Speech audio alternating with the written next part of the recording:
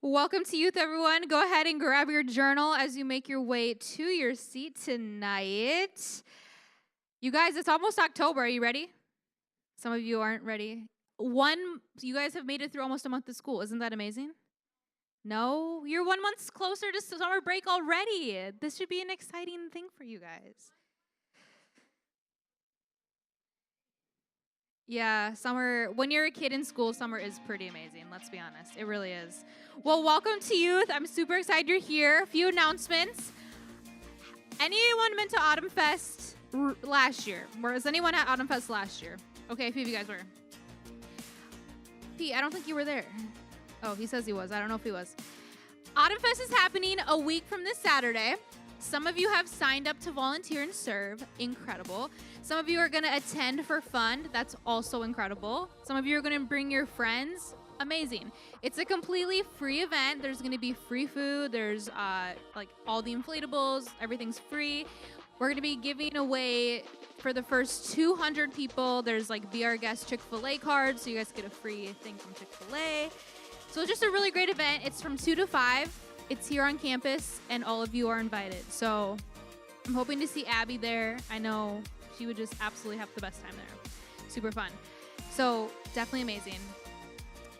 The other thing is, if you are interested or want to know more about being a student leader, which is you being a little more invested in and involved at youth than a typical just coming and going, let me know before you leave tonight, because I'd love to get you hooked up on that, and it's going to be a great season for our new and current student leaders. I'm excited for that.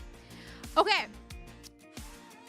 We're going to just jump right in tonight because there's some things we want to accomplish and enjoy and have fun with.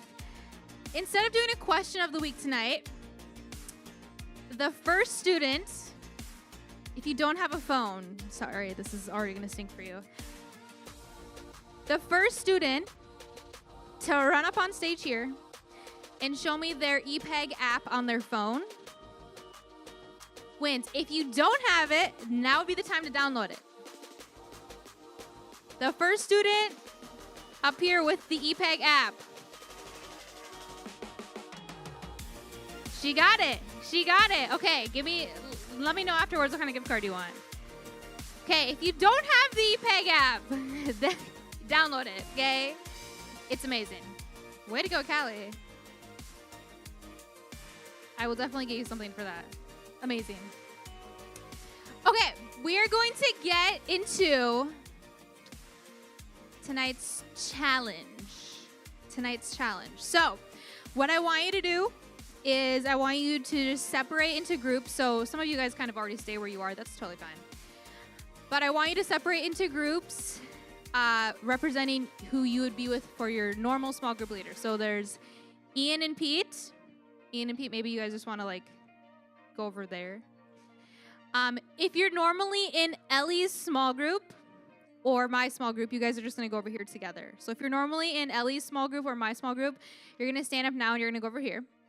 If you're now in Amazon's small group, because some of my girls are moving up, which is so crazy. If you're normally in the older small group, you're going to go kind of in the back. So that would be Clara, Grace, Abby, whoever else is in that group. And then Chase has the older guys in the back. Amazing. I'm really expecting the older students to pull their weight tonight because I feel like you guys have a lot of great things to share. So I'm excited for that. Every small group needs someone with a pen. So make sure you have a pen. If you don't have a pen yet, you just need at least one person in your group that has a pen. So right now, all of front row, all of you guys are going to go over by Pete and Ian. So Luke, Tendo, Jacob, you guys are all going to go over by Pete and Ian right now for your challenge. Amazing. If you are going to be in Amazon's group, go back there by the older girls. And if you're not, then come over here. Kate, you guys are in the right spot. Amazing. You're in the right spot. Chris, you guys are just going to join Chase's row. So just get a little closer to the other guys. Amazing. We have amazing leaders who represent different small groups, so it takes us a couple minutes to make sure we're in the right group, which is totally fine. Bella, does someone in your group have a pen? Okay, amazing. Okay. Girls, let's have you break off into two, your really big group, and I need you in a circle. So, 2 circles, or I'm going to make you guys go with the older girls. So, just get a circle. Figure that out. You need 2 groups. It doesn't matter how the groups are. I just need 2 groups over here, okay? Do you want to do the writing, Pete and Ian, or do you guys want your group? Okay. Do you guys want your boys to do the writing, or do you guys want to do the writing? They'll do it? Okay. Shall we do random? Random? Okay. Bella, when I randomly pick your group, you're just going to come up here and get it and then take it back to your group, okay? Okay. Who's doing the writing for your group? Logan. Okay. Girls, who's doing the writing? Evelyn? And then who's the other group?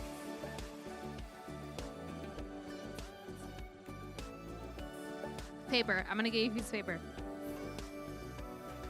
Tonight's message is about asking questions. Raise your hand if you love a good question. Some of you guys, okay. What I'm going to do is I'm going to give each group a paper, and on that paper is 15 questions to ask, and then every scenario is different. Your group needs to create 15 questions that you would ask the person or the person who is on the paper.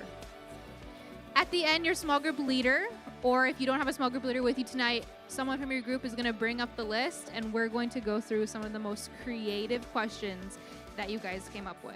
So, let's start off with the boys over here. I'm just going to pick 2 random ones. I'm not even looking. Those are your guys's. Bella, you can come up here. And Logan, I'll give you guys 2 random ones.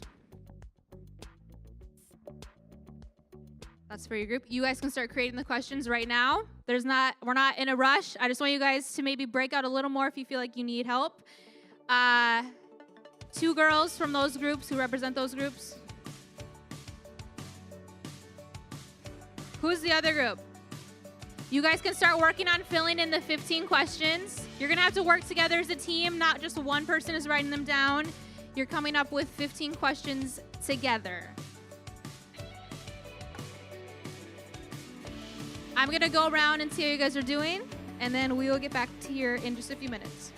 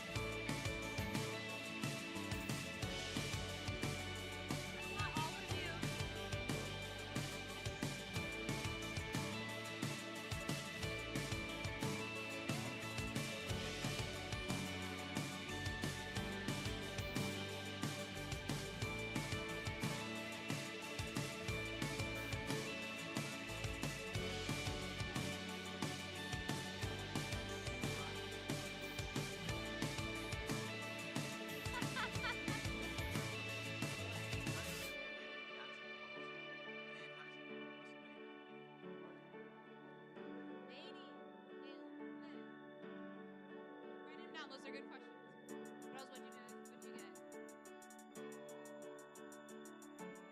What was your opinion? Oh, before you're 18.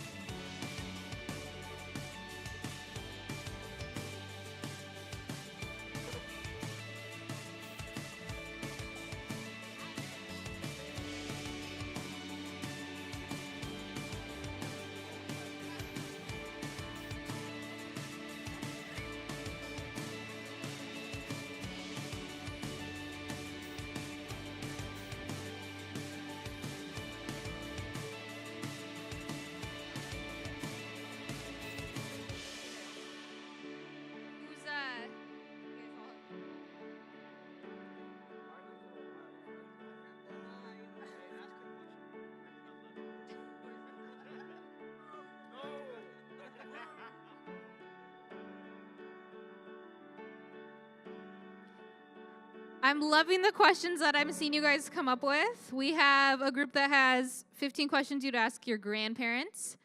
One group has 15 questions you'd ask your best friend. One group has 15 questions you'd ask your parents before you're 18. One group has, of course, it's the guys, 15 questions you would ask Patrick Mahomes. Very interested to see what 15 questions you guys come up with. I like number 7. Okay.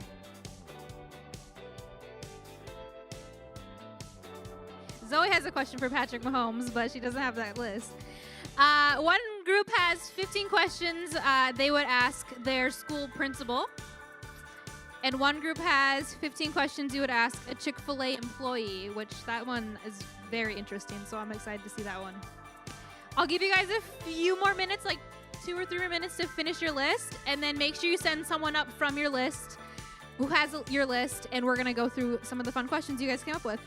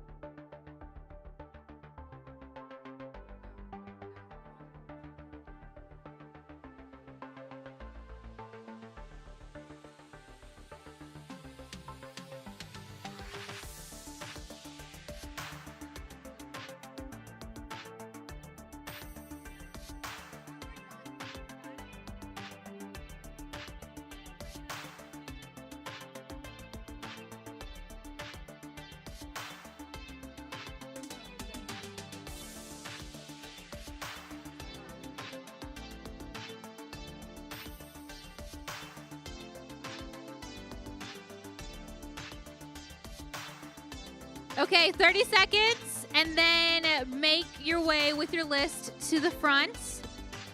If you're a leader in a group, you can bring the list. If you're a student, you can bring the list and just leave it. I won't make you read them out loud if you don't want to. 30 seconds.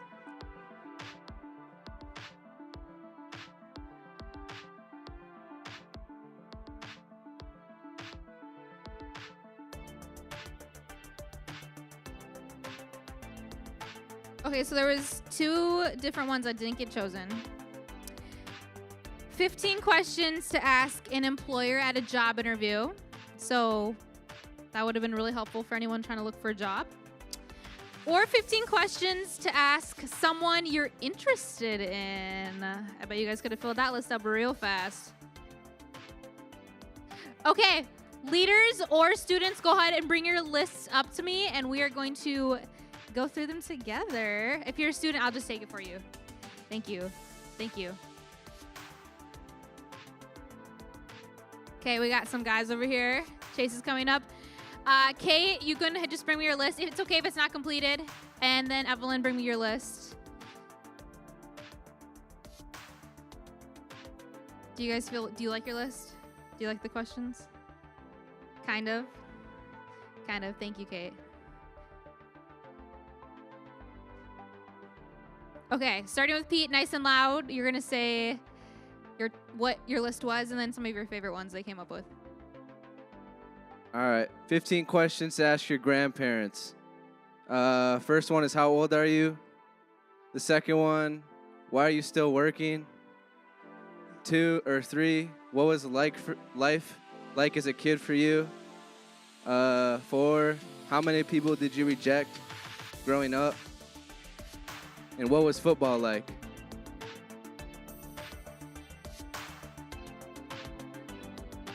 Hey, can we get a round of applause for my boys? Thank you.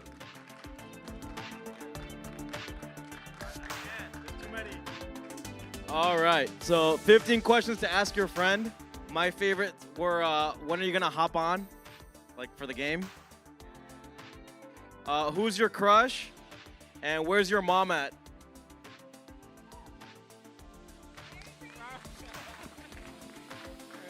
My group had 15 questions to ask Patrick Mahomes, and my favorite, well, I think I have 4.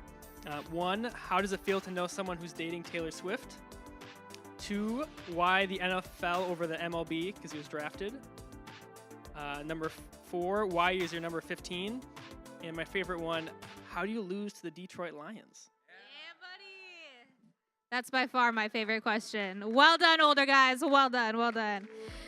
Okay, 15 questions to ask your school principal. Half of the girls in this group are homeschooled, so that was kind of fun. Why were you driving a lawnmower? Apparently, their school principal was driving a lawnmower, and it was very confusing to them. Why do we test so much? I feel like that's a legit question. And why can't we have our phones? Yeah, I feel like those are all valid. Well, as Paige is on her phone. Okay, 15 questions to ask a Chick-fil-A employee. Are the chicken nuggets real chicken? Are the chicken nuggets real chicken? Why are you still closed on Sunday? Okay. What are secret menu items? What are secret menu items? Has anybody heard that Chick-fil-A has secret menu items? I've seen like reels and stuff about it. Okay. It's the chicken. Well done. We're going to discuss which group we feel like won, so give us 10 seconds.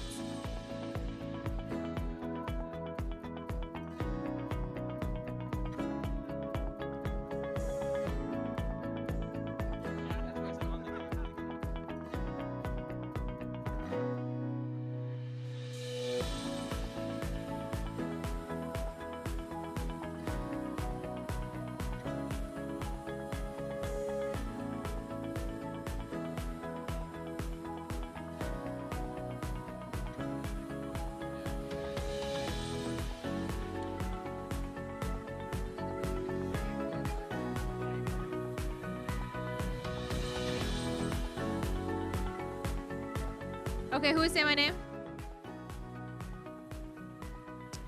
There was one more. Sorry, the guy kind of lost in all this list. Okay, 15 questions to ask your parents before you're 18. This was from the 3 oldest girls in the group, so let's see what they came up with. How do you become a millionaire? Anyone's parents secret millionaires? Nope. I wish mine were. Okay.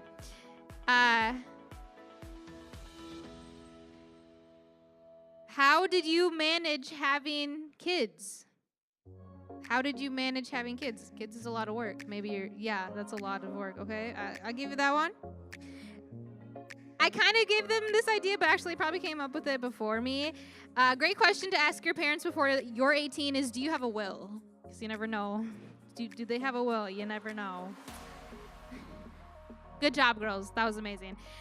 We're going to give it to, we came on a decision that we're going to give it to 15 questions to ask your school principal. So well done, ladies. You guys did amazing. All of you guys, very creative questions. Thank you for participating. You guys can go ahead and get in the middle section, and we're going to get into the message here in about 30 seconds.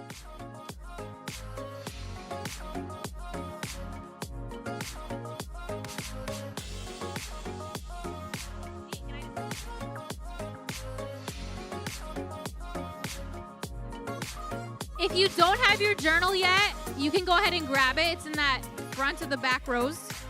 You might want to be taking some notes tonight.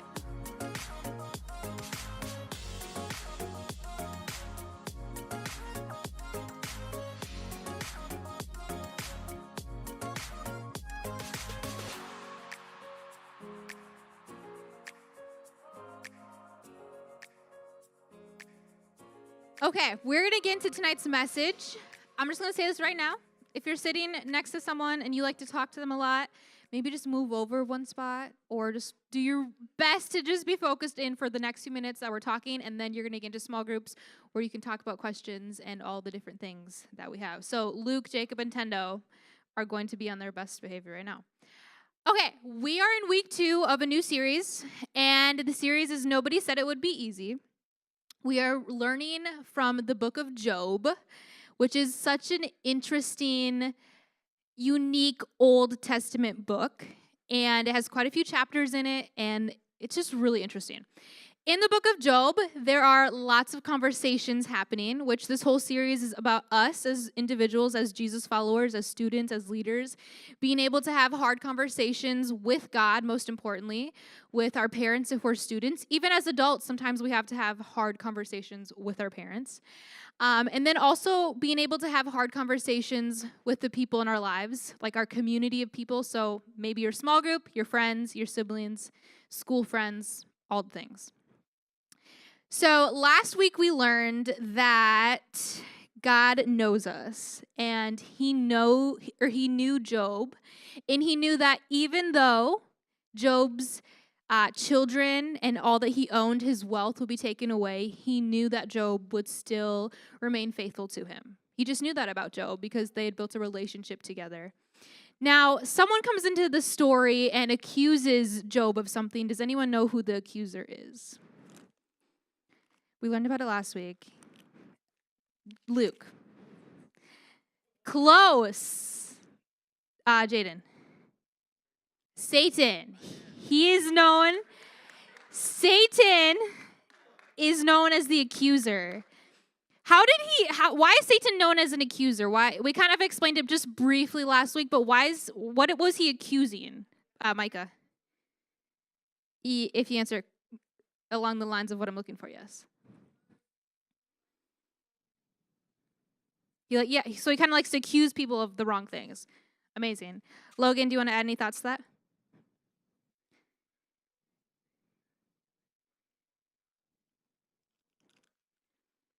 Yes. So, awesome job. So, Logan said, if you didn't hear what he said, Satan was accusing Job of only being faithful and only being loyal to God because of what God had given him. And he accuses Job and he says to God, you know, Job, he only follows you and is loyal to you because of what you've given him. And if you take those things away from him, he's going to curse you and he's not going to follow you anymore. And then we read that even though Job's children and Job's wealth, those things are taken away from him, Job still praises the name of the Lord and he doesn't curse God. And then we pick up in Job 2, which is where we're going to be reading tonight. And we find yet another conversation between Satan and God. And once again, God he's at the beginning of Job chapter 2. And so the angels, they come before God. We find this story in Job 2. The angels come before God, and Satan also comes there, and he presents himself before God. So it's kind of repeating what happened in Job 1, which is really interesting. And then the Lord's like, so Satan, where did you come from? And Satan's like, well, I just came, and I was roaming around the earth, seeing if there's anybody out there. And then the Lord said to Satan again, have you considered my servant Job? So this is exactly what happened in Job 1. But it's happening again in Job 2. And God says, there is literally no one on earth right now like Job. He is faithful to me. And even though you decided to take away all of the things that he loves, his children, his wealth, his herds, and the things that made him wealthy, he remained faithful to me, even though he took those things away from him. And then we pick up in Job chapter 2, verse 4, and this is what Satan tells God. He says, hey, skin for skin, a man will give all he has for his own life. But now I want you to stretch out your hand, and I want you to strike Job, and he will surely curse you to your face. The Lord said to Satan, very well then, he is in your hands, but you must spare his life. So what happens next is Job is hit with, not only has all the things he loves been taken away, he is now hit with sores from the top of his head to the bottom of his feet. His whole body is covered in sores. And what he does is he goes out into kind of like the worst part of the town. He goes out there, he sits there, he takes pottery, and he begins to scrape the sores and that he's been inflicted with, because that's like the only thing he can do. And the reason why he's kind of sitting on the outside of the city is because he's like infectious, and like literally nobody can touch him. Like, it's bad. Like, he can't be around people. Job is now, not only has the things he loves been taken away, but also his health. And Satan's like, well, he's surely going to curse God if his health is taken away from him. So Job, he goes there, he starts scraping himself with pottery. And then Job's wife, she says to him, are you still remaining loyal to God? Like, why don't you just curse God and die? Because surely if you die, nothing else can happen to you. Like, no more things can be taken away from you. If you're dead, like, your health can't be taken away from you. Like, you're just dead. Like, why don't you just curse God and die? Because there's so much suffering that you've experienced right now. And then Job, he kind of tells his wife, like, you're kind of talking like a foolish woman. Like, she clearly was a godly woman, and now she'd come to a part in her life where she was also suffering so much that she was like, just curse God and die. And then Job, he tells his wife, shall we accept good from God and not trouble? And in all of this, Job did not sin in what he said. Now, Job's friends, raise your hand if you have friends. A few of you guys, okay. Job's friends, they hear about Job's suffering. They hear that his children have died. They hear that all of his wealth has been taken away. They hear that he is covered in sores and he is super sick at this point. And they decide that they're going to go to him and they're going to comfort him. So they make their way to Job on the outside of the city. And before they can even get to him, they can see from a distance the suffering and the pain that he is in. And before they can even get to him to be like, Job, I'm so sorry, they literally, when they see him from a distance, they start weeping out loud. They tear their clothes. They're in complete distress. And they can actually barely recognize that it's Job because of how incredibly, like the incredible pain that he's in and that he doesn't look like himself anymore. Then, once they got closer to him, they sat on the ground with him for 7 days and 7 nights. And no one said a word to him because they saw how great his suffering was. So in yet another episode of Job, we just finished Job chapter 2. I kind of just went through it together with you. We find God and Satan having a conversation about Job. And the result of that conversation is that Job's health is now taken away. And one might ask the question, why? Why does this happen to Job? Why does it happen to his animals? Why does it happen to his children? Why does it happen to his health? Why does it happen to Job's wife? Why does she have to see her husband suffering so much? And not to mention, these kids that were taken away were also Job's wife. So it's like she's also suffering. It's not just Job who's suffering. His wife is suffering because she gave birth to all those children. We even see Job's wife, she's confused and she doesn't understand what's happening. Have any of you ever seen someone you love suffer from something? I'm not necessarily like a sickness, but like you've seen someone you love suffer. Maybe it is sickness. Maybe it's they lost someone they loved. Maybe it's they're struggling with fill in the blank. Maybe their parents got a divorce. Like, raise your hand if you've seen someone you love suffering or someone you care about suffering. Okay, a lot of us have. That's like what Job's wife is experiencing here in chapter 2. So not only have a lot of us seen other people suffering, I would say that most of us would agree we have suffered or we've experienced trouble in life to a certain extent. Raise your hand if you would say that's true about you. You've experienced some sort of trouble, some sort of thing in life that is unpleasant. Okay. I'm just going to be clear. When I say trouble, I'm not saying you got consequences for telling a lie and now you're in trouble. Like, those are things you kind of inflict on yourself. Or how many of you have ever chose to not study for a test and then you got a bad grade and then there was consequences? Claire raised her hand very quickly on that one. Right? Like, there's some trouble that we kind of bring upon ourselves. Maybe raise your hand if you ever lied before. Yeah, you lie and then there's consequences when the person you lied to finds out the truth, right? So a lot of us have experienced trouble or suffering that we've inflicted on ourselves, but also things that are beyond our control. And like Job's wife and like Job, there are a lot of questions that don't always have answers. So what does Job teach us about hard conversations and these conversations that we see with Job and with God and with Satan? If you're writing or taking notes, you can write this down tonight, and this is going to be something you can talk about in your small groups. But it's this: questions, they belong in conversations. Here's what I want to say about questions tonight. The questions that Job has in the book of Job, not just Job 2, but in the chapters we're going to find out about next week, not only the questions that also his wife has, or the questions that Job's friends have, they have all of these big questions. And in the book of Job, they never hold back from asking all of these hard questions about suffering and about trouble.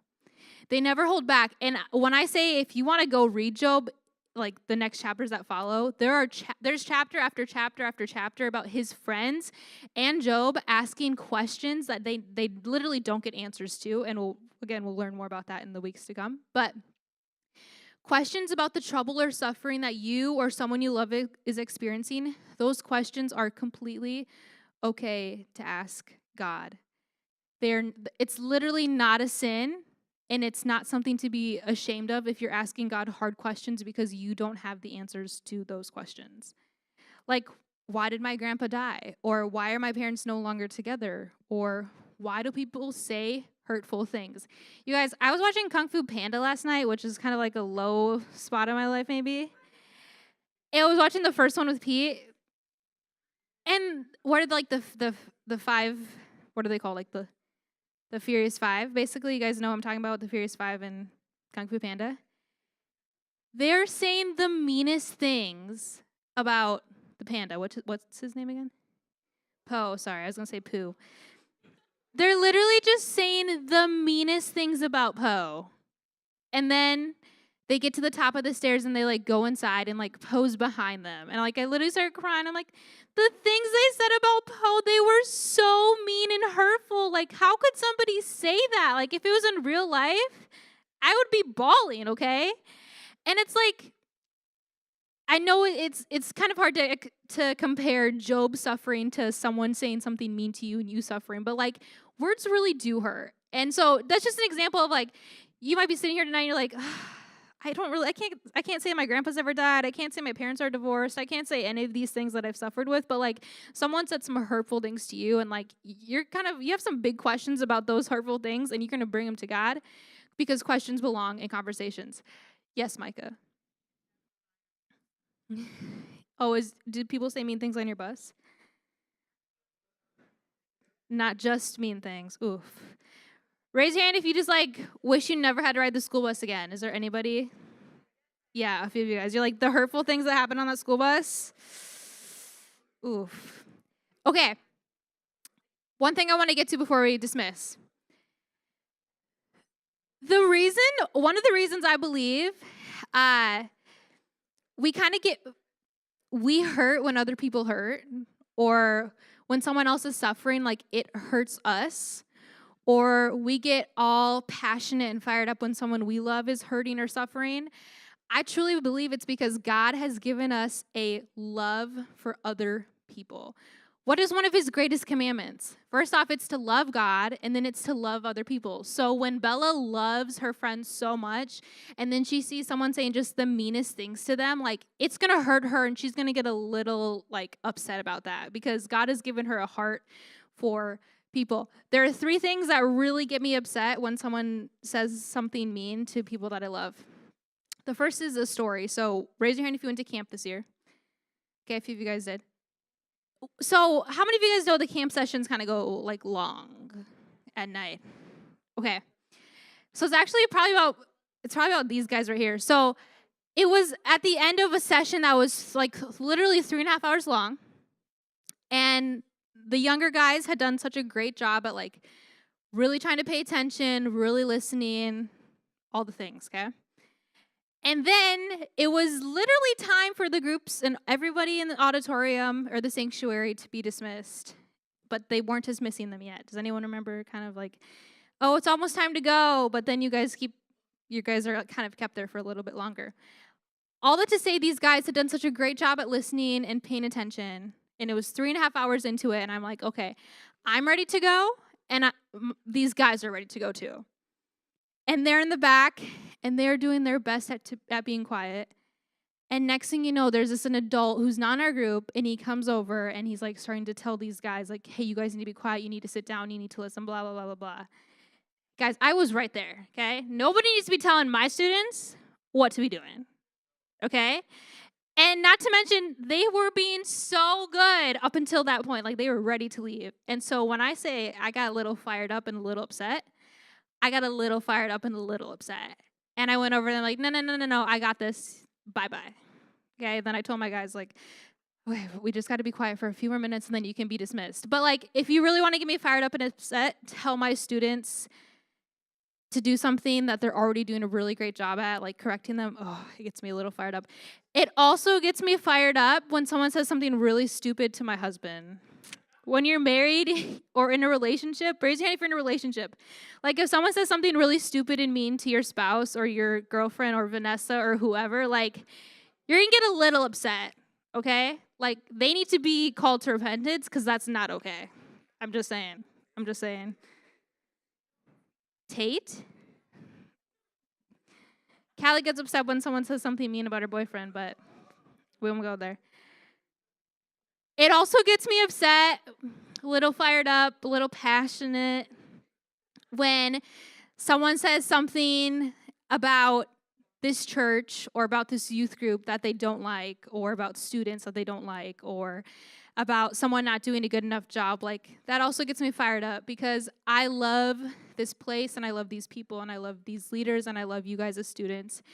And so those are just some examples. Like you might get fired up and you might get a little upset and you might get passionate and you might have some questions for God when the people that you love and care about are suffering or experiencing mean people on the bus, like Micah shared, or when someone says something mean about Poe on Kung Fu Panda, or fill in the blank. But what I want you to be reminded of tonight as we get ready for small groups right now is that questions you have about suffering, about troubles, and about things in life that don't make sense, those questions belong in conversations, and those questions are questions that you 100% should or need to ask God.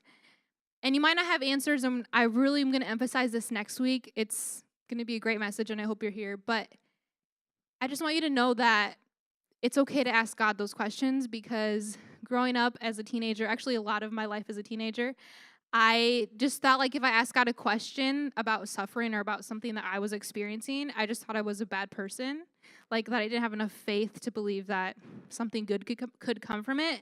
And the truth is that we don't always have the answers, and God is big enough for our questions. So make sure you write that down tonight. You can stand up, and I'm going to pray over you guys. And then you guys are going to get into your small groups. If there is a time in your life you can remember that you experienced suffering, or you experienced someone you love suffering to some extent, maybe you're in that season right now, and you have a few questions about that for God, I would love for you to write down those questions, or even that one question. And if you feel comfortable enough, you can share it in your small group. If you're a leader and you have a question that you've had for God that's a big question or hard question, and you want to share that with your small group, I would also encourage that tonight too. Okay, you guys can go ahead, close your eyes, and I'm going to pray for you, and then you are dismissed. God, thanks for tonight. Thank you for these people, and I pray that we would be encouraged to take time to ask you the hard questions about things that we don't understand. Maybe about the bully on the bus, or the suffering that our friends are experiencing because their parents aren't together and they're really just not understanding the whole situation and it's hard for them. God, I just pray that we would be able to ask you questions and to not feel like it's something bad, but that it's a safe place for us to ask those questions. Thank you for these students and these leaders, and help us have an incredible time in small groups. In your name I pray. Amen. You guys are dismissed. If you are a girl of any age, come up here in the front, and I'm going to split you guys up.